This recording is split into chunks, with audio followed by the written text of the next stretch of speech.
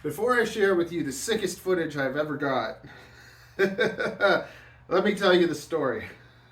I finished work, I had my drone in my bag, and I was planning to, maybe do a dive on the way home or something, but Ariel came, my wife, she came to my work, and then we went out in this new area called the Well or something like that, and it was just sick, so I was like, I have to fly it. So I flew it.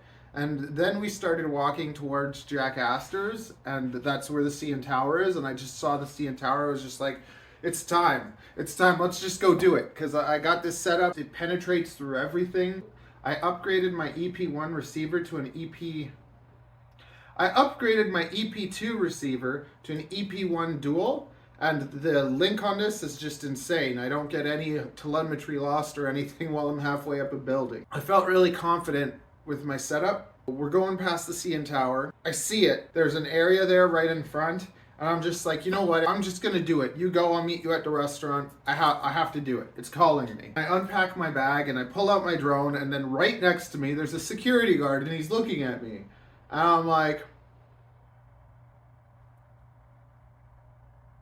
he's like, I can't let you do that. I'm like, it's under the weight limit.